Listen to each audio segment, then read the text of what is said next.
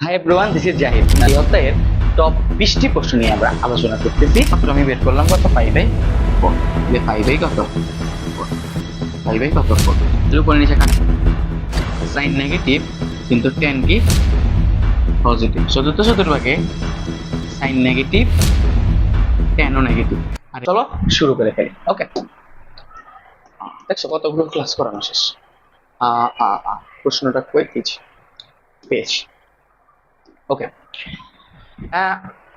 এখানে দেখো বলা হচ্ছে sine 9 theta is equal to cos 9 theta equal to হলো সাইন 18 থিটার ভ্যালু কত। ওকে, সো বলা হয়েছে দেখো সাইন 9 থিটা সমান সমান হচ্ছে cos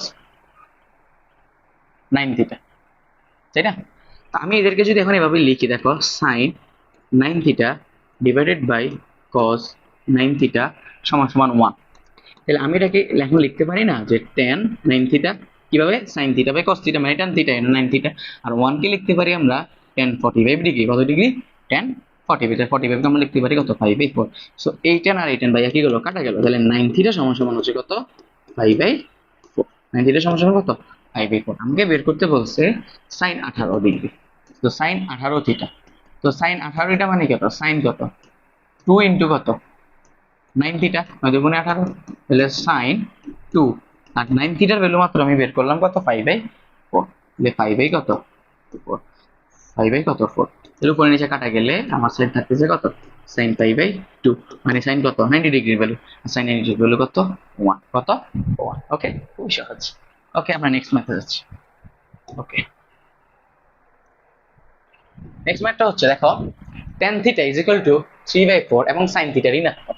তাহলে এখানে একটা জিনিস আমি দেখতেছি যে tan পজিটিভ, tan কি tan এর ভ্যালু কি পজিটিভ, আর sin কি বলছে ঋণাত্মক। তাহলে sin থিটা হচ্ছে কত ঋণাত্মক। তাহলে আগে আমাকে চতুর্ভাগ দেখতে হবে কোন চতুর্ভাগে tan পজিটিভ আর sin নেগেটিভ। আসলে চতুর্ভাগটাকে আমি লক্ষ্য করি। দেখো আমার চতুর্ভাগের মধ্যে এই চতুর্ভাগে দেখো এই আমরা sin আর tan নিয়ে আলোচনা করব। এই চতুর্ভাগে sin পজিটিভ tan নেগেটিভ। তৃতীয় চতুর্ভাগে সাইন নেগেটিভ কিন্তু tan কি পজিটিভ। চতুর্থ চতুর্ভাগে সাইন নেগেটিভ tanও নেগেটিভ। আর এখানে দুইটাই পজিটিভ, সাইন পজিটিভ tanও কি পজিটিভ। বুঝতে পারছো? রিড করো। তাহলে আমার তথ্য অনুযায়ী বলছে সাইন থিটা 3/4 মানে একটা পজিটিভ ভ্যালু, আর সাইনটা কি ঋণাত্মক। তো পরীক্ষার সময় এটা ঋণাত্মক না দিয়ে অনেক সময় এরকম বলতে পারে যে সাইন থিটা লেস দেন 0, এটা তারা ঋণাত্মক বুঝায়। তাহলে আমার সাইন থিটাটা নেগেটিভ, তাহলে tan পজিটিভ আর সাইন নেগেটিভ কোথায় বলো? তৃতীয় চতুর্ভাগে না?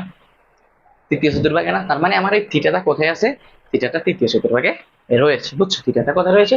তৃতীয় চতুর্ভাগে রয়েছে। এটা একটু রিড করো, বুঝছো? এটা রিড করবা। তাহলে আমি এখন বলতে পারি যে যেহেতু যেহেতু যেহেতু যেহেতু tan গ্রেটার দেন 0 মানে পজিটিভ আর সাইন লেস দেন কত 0, সেহেতু সেহেতু থিটা কোথায় আছে? তৃতীয় চতুর্ভাগ। tan থিটা sin থিটা তৃতীয় কোয়াড্রেন্ট মানে তৃতীয় চতুর্ভাগে রয়েছে। ঠিক আছে, তৃতীয় চতুর্ভাগ। এখন আমার এখানে দেখো সাইন cos sec tan আসছে, তৃতীয় চতুর্ভাগে যেহেতু রয়েছে। এখন আমরা এখানে সুতরাং লিখি যে তৃতীয় চতুর্ভাগে, দেখো তৃতীয় চতুর্ভাগে কে কে পজিটিভ কে কে নেগেটিভ। তৃতীয় চতুর্ভাগে আমার সাইন থিটা এটা পজিটিভ মানে সাইন থিটা তৃতীয় চতুর্ভাগে কি পজিটিভ, cos থিটা আর মাথা tan সেকেন্ড লেভেলে পজিটিভ তৃতীয় চতুর্ভাগে। সাইন থিটা নেগেটিভ তার মানে কি সাইন থিটা নেগেটিভ, cos থিটাও কি নেগেটিভ, sec থিটাও কি নেগেটিভ, শুধু কি tan থিটাটাই কি পজিটিভ, শুধু কি tan থিটাটাই পজিটিভ। তো আসি আমার এখানে যেটা বলা হয়েছে tan 3/4, তাহলে tan থিটা এখানে কি বলা হয়েছে 3/4। আমরা tan জানি কি ভূমি বাই অতিভুজ, লম্ব বাই ভূমি কি বলি লম্ব বাই ভূমি। তাহলে এটা হলো লম্ব, এটা হলো কত ভূমি। তাহলে আমরা যদি এখানে পিথাগোরাস চিন্তা করি, দেখো পিথাগোরাস যদি চিন্তা করি তাহলে এটা যদি থিটা হয় তাহলে আমার লম্ব, বুঝছো লম্বটা কত? লম্ব হচ্ছে 3, ভূমি হচ্ছে কত 4, আর অতিভুজ আমরা বের করলে সেটা হচ্ছে 5। কত কি দাঁড়ায় বের করায় দেখাইলাম না, তোমরা এটা পারবো আমি আশা করছি 5 আসবে। বুঝছো? তাহলে আমার কোন ভ্যালুটা আমাকে দেখাইতে বলছে এটা। ওকে, তাহলে আমার লেফট হ্যান্ড সাইডে কি বলা হয়েছে? আমার লেফট হ্যান্ড সাইডে বলা হয়েছে যে sine theta plus cos theta আর হচ্ছে sec থিটা প্লাস কত tan থিটা। একটু তাকাই, তাহলে সাইন থিটা বলো, সাইন থিটা না তৃতীয় চতুর্ভাগে নেগেটিভ, তার মানে আগে নেগেটিভ দিয়ে বিসমিল্লাহ করে শুরু করবা। এখন আছে সাইন থিটা মানে কি, লম্ব বাই অতিভুজ, লম্ব কত 3, অতিভুজ কত 5, ওকে।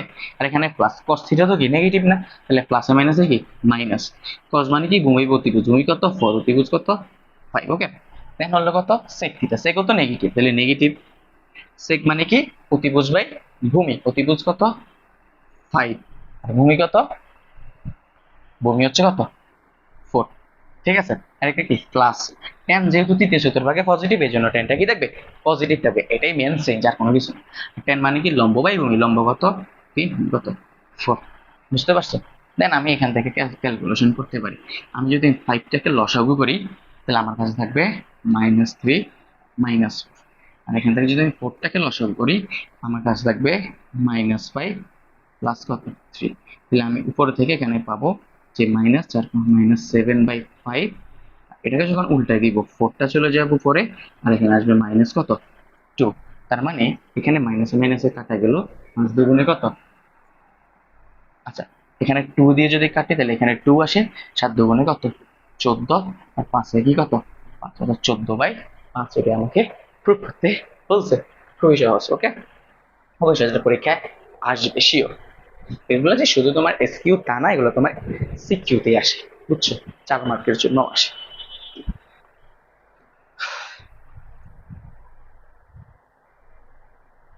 ওকে, 18 নম্বর অঙ্কটা একটু আমরা তাকাই। দেখো এই অঙ্কটা পরীক্ষায় 100% আসবে, তো এটার একটা টেকনিক আমি তোমাদেরকে শিখিয়েছিলাম, সেটা হচ্ছে যে প্রমাণ করতে যে ব্যাপারটা, এই যে 14 রয়েছে, জোড় সংখ্যাগুলো রয়েছে 14, 14 অর্ধেক কত, 14 অর্ধেক হচ্ছে ভাইয়া 7, 7-এর গুণিতক আমরা বের করব, 7-এর গুণিতক 0, 7-এর গুণিতক 7, 7-এর গুণিতক 7 দুগুণে 14, 7-এর গুণিতক 3 7 এরকম ডট ডট করে যাবে, ওকে।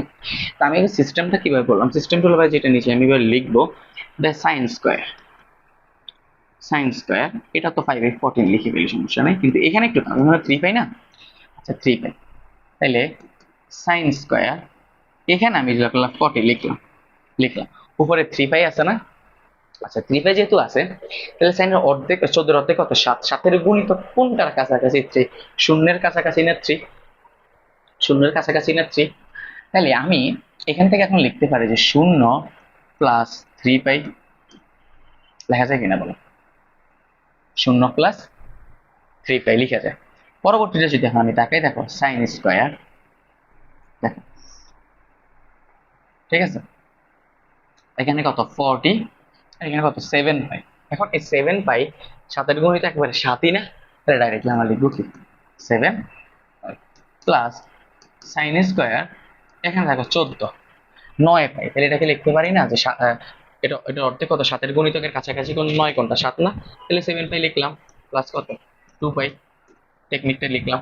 তো এখন আমি এটাকে আলাদা আলাদা করে যদি এখন লিখে রাখুন দিস, আমরা পাচ্ছি যে সাইন স্কয়ার 5 কত 14 প্লাস, এখানে যদি আমি কাটি দেখো এখানে থাকবে 3/5 সামথিং, ওকে।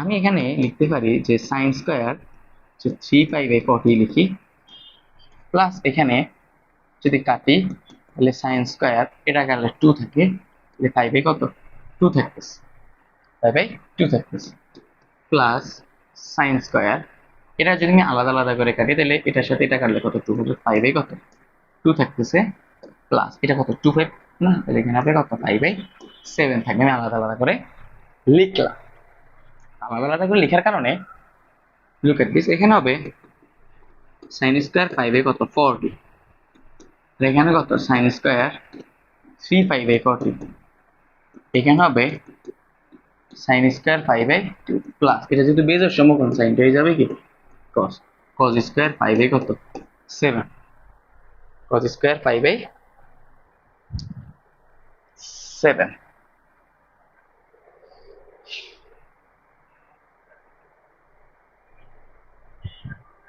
তাহলে এখানে মনে হয় প্রশ্নে কোনো একটা মিস্টেক আছে, I think sin square 5/14 plus sin square 3/14। একটু কোশ্চেনটা দেখি।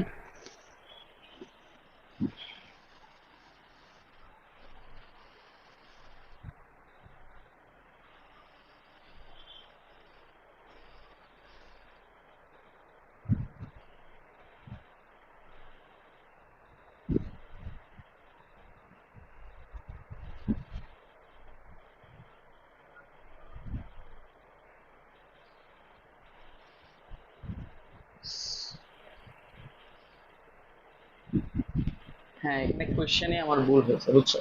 হিউজ ভুল। আমি ওটা আবার একটু শুদ্ধ করে লিখি, হ্যাঁ?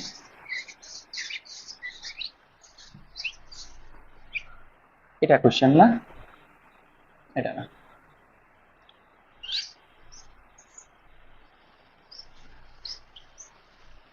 কোশ্চেনটা হচ্ছে sin স্কয়ার 5/7 প্লাস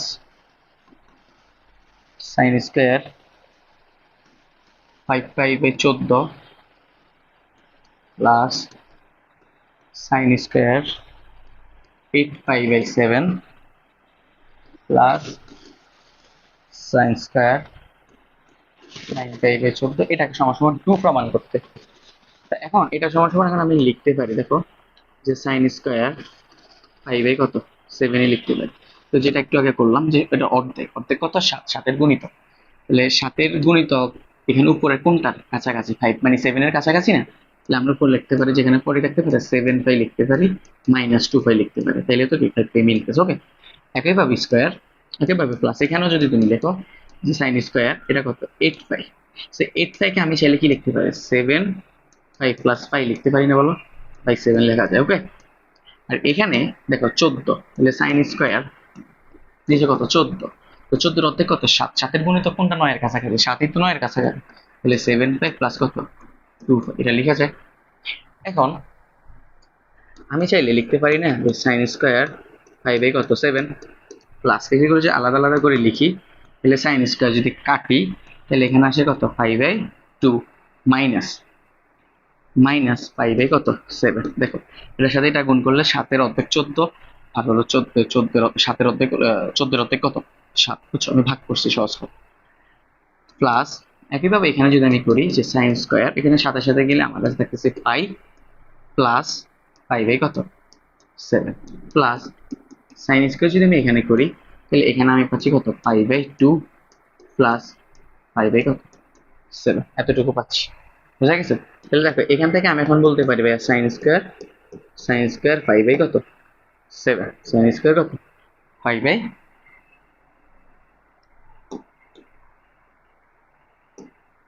এটাকে লিখতে পারি sin স্কয়ার 5/7। ওকে, এখন প্লাস মাইনাস, এখন এই যে 5/2 বিজোড় সমকোণ, তাই sin হয়ে যাবে কি? cos। cos কত? 5/7। এখন cos এর উপর স্কয়ার, sin এর উপর যেহেতু স্কয়ার আছে, cos এর উপর স্কয়ার আছে। তাহলে এটা এখন কোন চতুর্ভাগে আছে? প্রথম চতুর্ভাগে আছে। তাই প্রথম চতুর্ভাগে থাকলে কি sin প্রথম চতুর্ভাগে পজিটিভের জন্য পজিটিভ হবে। যদি নেগেটিভও হইতো এই স্কয়ার কারণে, সেটা আলটিমেটলি কি হয়ে যেত? পজিটিভ হবে। যদি এরকম স্কয়ার থাকে তাহলে আর ওই যে প্লাস মাইনাস দেখা কোনো দরকার নাই, ডাইরেক্টলি প্লাস দিয়ে দিবা। কারণ স্কয়ার হইলে ওই মাইনাসের উপর স্কয়ার করলে সেটা প্লাস হয়ে যায়। বুঝছো? এটা গেল। এখন এটা যদি করি প্লাস, এটা কি বিজোড় সমকোণ, জোড় সমকোণ না বলো? দুই সমকোণ না? তাহলে sin স্কয়ার কি থাকবে? sin স্কয়ারই থাকবে কত? 5/7। ওকে, ওকে, প্লাস এই যে sin, এটা কি বিজোড় সমকোণ না? তাহলে sin হয়ে যাবে কি? cos square 5/7। ওকে, তাহলে একটু দেখো, sin square theta plus cos square theta, এটা সমান আমরা লিখতে পারি 1, মানে এতটুকু সমান লিখতে পারি 1। আবার sin square theta cos square theta সমান লিখতে পারি কত? 1। কত? 1। তাহলে দুইটা 1 যদি আমি আলটিমেটলি যোগ করি তাহলে আমার কাছে আসছে কত? 2। কত আসতেছে? 2। এটাই হচ্ছে কি এটার প্রুফ। এটা হচ্ছে এটার কি প্রুফ। ওকে, আসো পরবর্তী অঙ্কটা করি। সমাধান করো যে 2 sin square theta plus 3 cos square theta, 3 cos theta. হ্যাঁ, এটা সমাধান সেট বের করতে বলছো। ওকে, এগুলো জেনারেল মেথড পড়া। তাহলে আমার এখানে দেওয়া আছে যে 2 sin square theta plus 3 cos theta সমান 0। তাহলে এই 2 sin স্কয়ার থিটাকে আমি লিখতে পারি 1 minus cos square theta plus 3 কি cos থিটা সমান 0। তার মানে এখান থেকে 2a কে 2 minus 2 cos square theta plus 3 cos theta সমান সমান কত 0। তাহলে এখানে মাইনাস চিহ্নটা যদি আমি কমন নেই তাহলে 2 cos square theta minus 3 cos theta minus 2 সমান সমান 0। এখন আমি যদি মিডল টার্ম করে 4 এর দুগুণে কত 4, তাহলে 4 এর মিডল টার্ম যদি করি 4 একে কত 4, তাহলে 2 cos স্কয়ার থিটা 4 একে 4, তাহলে minus 4 cos theta plus cos theta, বুঝছো 4 একে 4। তখন এই মাইনাস 4টা থেকে একটা গেলে মাইনাসে 3টা থাকে, 2 সমান সমান 0। তাহলে আমি এখান থেকে যদি দেখো 2 cos থিটা কমন, কি কমন নেই 2 cos থিটা কমন নেই, তাহলে আমার কাছে থাকবে আর একটা cos theta minus 2 cos theta common, 2 থাকবে আর কিছু থাকবে না, কি থাকবে 2 থাকবে। ওকে, বুঝা গেছে। আর এখান থেকে যদি আমি প্লাস 1 কমন নেই তাহলে আমার এখানে থাকবে যে cos থিটা মাইনাস কত 2 সমান সমান 0। তাহলে আমার এখানে দুইটা আসে, হয় এই যে cos থিটা মাইনাস 2 সমান সমান 0, অথবা অথবা এই যে 2 cos থিটা প্লাস 1 সমান সমান কত 0। তাহলে এই যে দুইটা আসে, এখন এখান থেকে আমার cos থিটা সমান সমান কত আসে 2 আসে। এখন cos এর সর্বোচ্চ ভ্যালু কি 2 না, cos এর সর্বোচ্চ ভ্যালু -1 থেকে 1 পর্যন্ত, সুতরাং এটা গ্রহণযোগ্য না, এটা গ্রহণযোগ্য নয়। আর এখানে এটা যেটা দেখতেছো অথবা, তাহলে আমি এখান থেকে পাচ্ছি যে cos থিটা সমান সমান মাইনাস হাফ, তাহলে cos থিটা কি পাচ্ছি মাইনাস পাচ্ছি, কি পাচ্ছি মাইনাস পাচ্ছি। তাহলে এখানে একটা জিনিস দেখাই, এখানে আমাকে তারা বলে দিছে যে থিটাটা 0 ডিগ্রি চেয়ে বড়, 360 ডিগ্রি থেকে ছোট। ওকে, আসি আমি একটু বেশি নিচে ফেলে দিই, আমার লাগবে না। ওকে, তাহলে আমার এখানে বলা হয়েছে ভাই কত cos theta is equal two কত মাইনাস হাফ। তাহলে আমরা জানি মাইনাস কোথায় কোথায় cos, cos দ্বিতীয় চতুর্ভাগে মাইনাস, তৃতীয় চতুর্ভাগে cos মাইনাস। তার মানে আমার দ্বিতীয় চতুর্ভাগ এবং তৃতীয় চতুর্ভাগে ভ্যালুটা কি করতে হবে বের করতে হবে। তো দ্বিতীয় চতুর্ভাগের জন্য দ্বিতীয় চতুর্ভাগে যদি আমি এখন থিটার ভ্যালুটা বের করতে যাই, বলো দ্বিতীয় চতুর্ভাগে মানে কি, যে এখান থেকে প্রথম আমরা এখানে আসবো, তার পাই পরিমাণ আসবো, পরে একটু সূক্ষ্মকোণ চলে যাবো মাইনাস। এখন ওই সূক্ষ্মকোণটা কত হাফ না, বলো cos কত ডিগ্রির ভ্যালু হাফ, cos 60 ডিগ্রির ভ্যালু কত হাফ, cos কত 60 ডিগ্রি ভ্যালু হাফ, এবং 60 ডিগ্রি কত 5 কত 3, বুঝছো। এটা হলো দ্বিতীয় চতুর্ভাগ, তার মানে এটা কত 3, তাহলে 3 পাই থেকে 1 পাই গেলে কত 2 পাই বাই 3, তাহলে থিটা সমান সমান কত 2 পাই বাই 3, একটা ভ্যালু পাইছি। ওকে, আরেকটা যদি এখন আমরা করি, যে তৃতীয় চতুর্ভাগে, কত চতুর্ভাগে তৃতীয় চতুর্ভাগ, ওকে তৃতীয় চতুর্ভাগে আসো। তৃতীয় চতুর্ভাগে কিভাবে আসবো, আমরা এখান থেকে এখানে আগে আসবো, তাহলে কতটুকু আসলাম পাই পরিমাণ আসলাম, এখন আসলে সামথিং একটা সূক্ষ্মকোণ পরিমাণ আমরা চলে যাব, প্লাস সূক্ষ্মকোণ পরিমাণ যাবো, সেই সূক্ষ্মকোণ কত 60 ডিগ্রি, অর্থাৎ 5/3। ওকে, তার মানে 3, তাহলে 3 পাই, আর 5 মানে 4 পাই বাই 3, তাহলে থিটা সমান সমান হচ্ছে 4 পাই বাই 3। এখানে দুইটা আমি পাচ্ছি, একটা থিটা হচ্ছে আমার 2 পাই বাই 3, একটা থিটা হচ্ছে 4 পাই বাই 3। পরে এই দুইটা কোণ তুমি এখানে বসায় যদি দেখো শূন্য আসে, মানে সিদ্ধ করবা, যদি দুইটাই যদি ধারা সিদ্ধ হয় তাহলে আমার থিটার ভ্যালু এই দুইটা। আশা করি তোমাদেরকে বুঝাইতে পেরেছি। তো এটা ছিল আমার উচ্চতর গণিতের ত্রিকোণমিতির 20টি গুরুত্বপূর্ণ কোয়েশ্চেন্স। আশা করি তোমরা যারা ক্লাসগুলো রীতিমতো করছো তোমরা অনেক বেশি উপকৃত হয়েছে। এরকম আরো বেশি ক্লাস পেতে হলে অবশ্যই আমাকে কমেন্টে জানাবা, তাহলে আমি উৎসাহী হয়ে তোমাদের জন্য ক্লাসগুলো বানাবো। ততদিন সবাই ভালো থেকো, সুস্থ থেকো, আসসালামু আলাইকুম।